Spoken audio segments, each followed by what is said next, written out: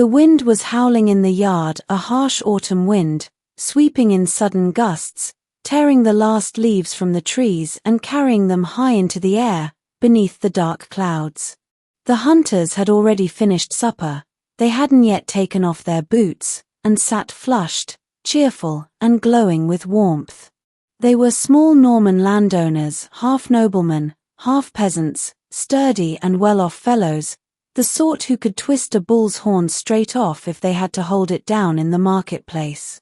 All day they had been hunting over the lands of Blondel, the mayor of Eparville, and now they were dining at the great table in his house, a place that was something between a farm and a castle. Their speech was like growls, their laughter like the roar of wild beasts, and they drank like sponges, stretching out their legs and leaning against the table. They warmed themselves by a mighty hearth that cast bloody gleams upon the ceiling. They chatted about the hunt, about the dogs, their eyes glittering in the lamplight.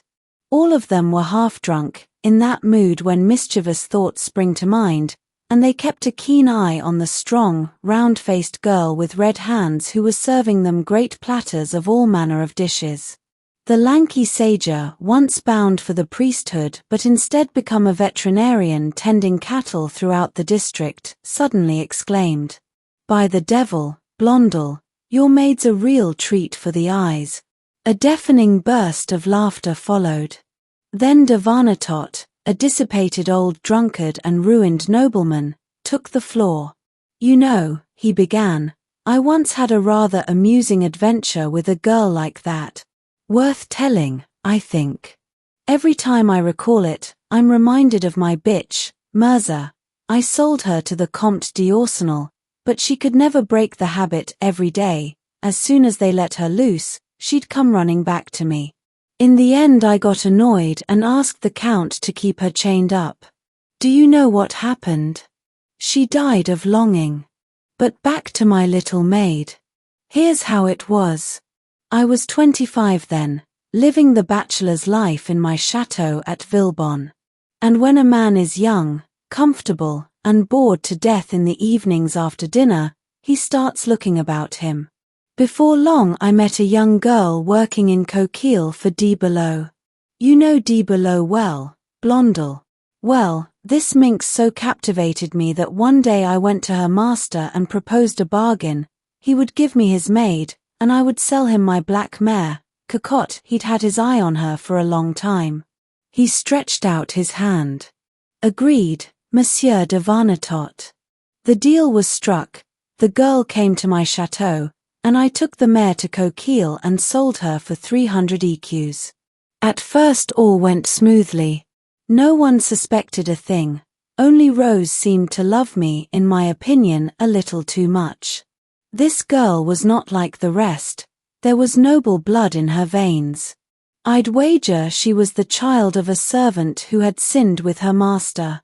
In short, she adored me, clung to me, nuzzled me, called me all manner of ridiculous pet names, and all that calf-eyed tenderness began to set me thinking.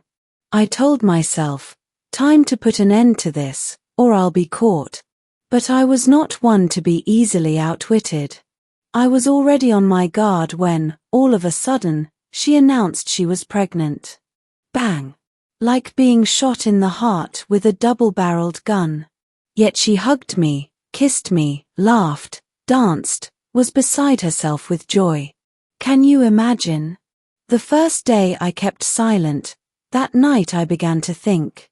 I thought, so be it, but I must find a way out, cut this knot, and now's the time.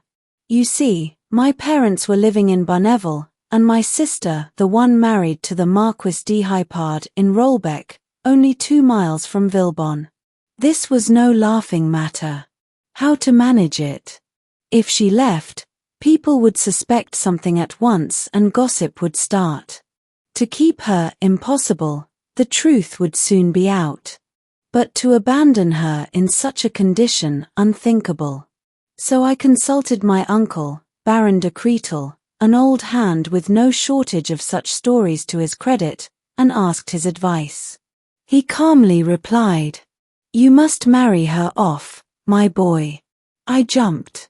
Marry her off, uncle? But to whom? He shrugged. To anyone you like, that's your affair. If you're not a fool, you'll find the right groom.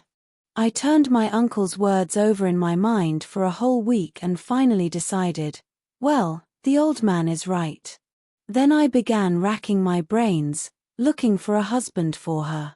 One day, the justice of the peace, with whom I had just lunched, said to me, Aunt Pommel's boy has been up to mischief again.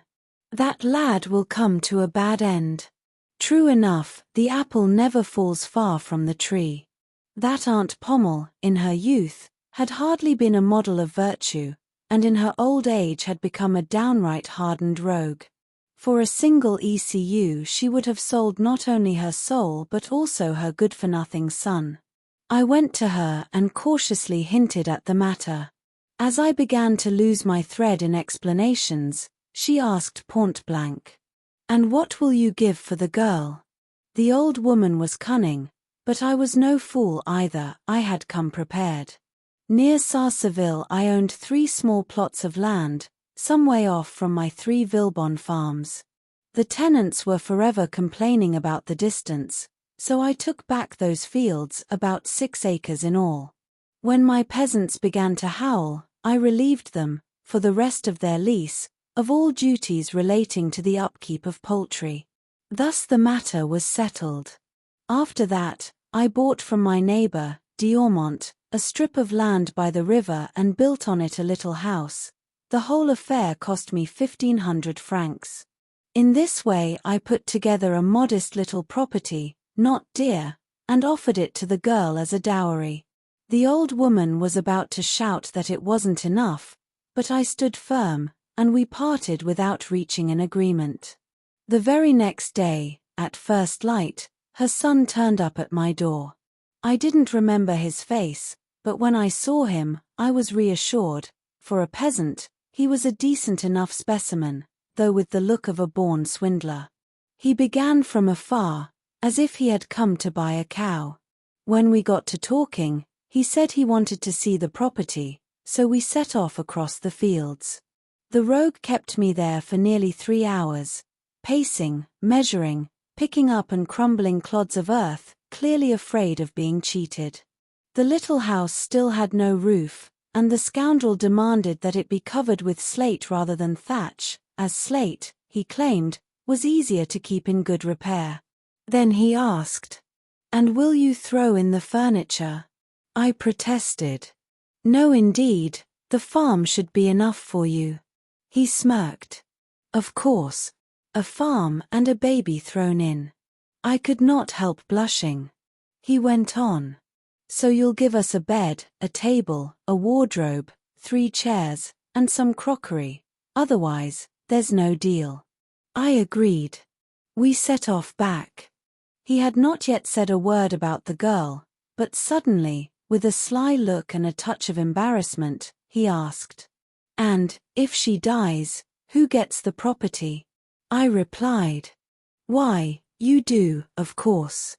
That, it seemed, was the one thing that had been on his mind all morning. At once, with a satisfied air, he held out his hand. The bargain was struck. But how hard it was to persuade Rose. She threw herself at my feet, wept, and kept repeating, "You? You would offer me this? You?" She resisted for over a week, in spite of all my requests and arguments. Women are such fools. Once love gets into their heads, they can hear nothing else. No reason at all, only love, love above everything. In the end, I lost my temper and threatened to throw her out. Then she began to give way, on the condition that I would allow her to come and see me from time to time. I myself escorted her to the altar, paid for the wedding, and treated everyone to dinner. In short, the expenses didn't ruin me.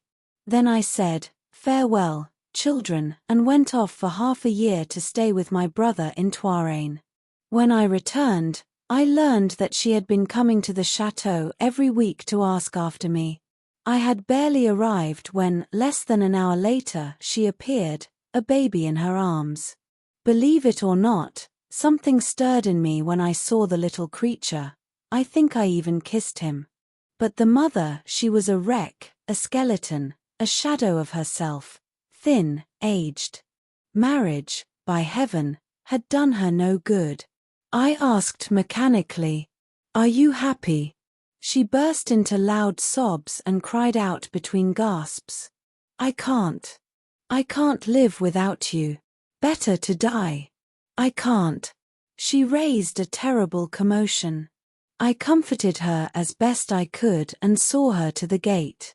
I learned that her husband beat her, and that the old owl, her mother-in-law, made her life a misery. 2 days later she came again.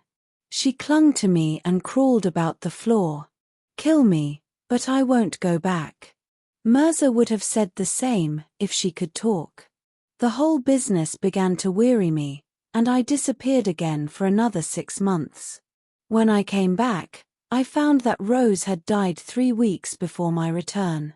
Without me, she had come running to the chateau every Sunday, just like Mirza. A week later, the child died too. And the husband, well, that rogue inherited the property. Since then, it seems, he has prospered and is now a member of the town council. Devanatot added with a smirk. Whichever way you look at it, I made that man's fortune. The veterinarian sager, raising a glass of vodka to his lips, concluded solemnly. No indeed, better anything than dealings with women of that sort.